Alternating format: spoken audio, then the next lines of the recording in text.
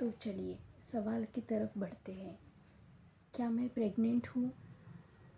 ये सवाल नई नई शादी हुई लड़कियों को, जब पीरियड्स उनके रेगुलर होते हैं या इरेगुलर होते हैं, शादी के बाद जब कभी पीरियड्स में इरेगुलरिटी आती है या फिर पीरियड्स कई दिनों तक नहीं आते, तो एक ही सवाल मन में गूंजता है, क्या ये प्रेगनेंसी हो सकती है?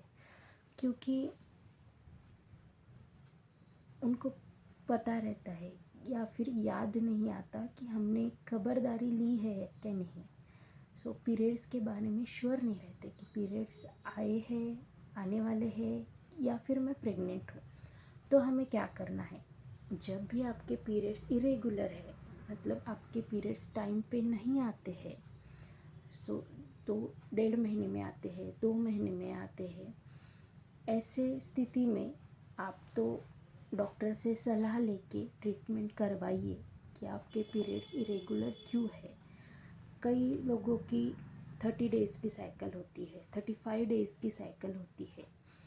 35 डेज़ के भी ऊपर अगर आपकी साइकिल जा रही है तो आपको डॉक्टर की सलाह लेनी चाहिए। ऐसे में अगर अभी 35 डेज़ हो गए, 1.5 महीना हो गया, फिर भी पीरियड्स नहीं आ रहे, या फिर आपकी 30 डेज़ की रेगुलर साइकिल है और 30 डेज़ हो गए फिर भी पीरियड्स नहीं आ रहे, तो ऐसे में आपने मैक्सिमम 7 डेज़ तक वेट करना है। जैसे कि आपकी अगर पीरियड्स की डेट 1 तारीख है और आपको नहीं आए 1 तारीख को, तो आपको 7 दिन तक वेट करना है। 7वें दिन तक अगर पीरियड्स नहीं आए तो आप प्रेगनेंसी टेस्ट घर पे भी कर सकते हो या फिर डॉक्टर के पास भी जा सकते हो।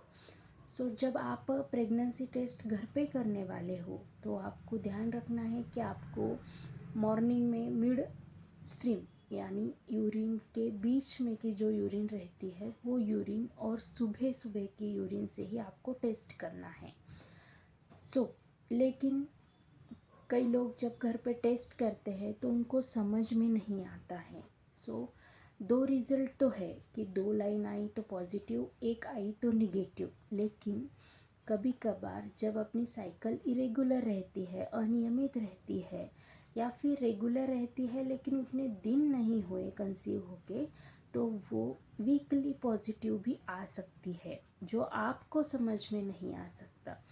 2 लाइन में 1 लाइन बहुत फीकी सी रहती है, जहाँ पे फिर आप कंफ्यूज हो जाते हो कि अरे ये प्रेगनेंसी है भी या नहीं। जब भी आपके पीरियड्स लेट हो जाए, 7वें दिन बाद भी अगर वो निगेटिव दिखा रहा हो, डार्क एक सिंगल लाइन दिखा रही हो, तो आप फिर और थोड़ी देर 5-6 दिन वेट करो। अगर नहीं आए तो डॉक्टर के पास जाओ।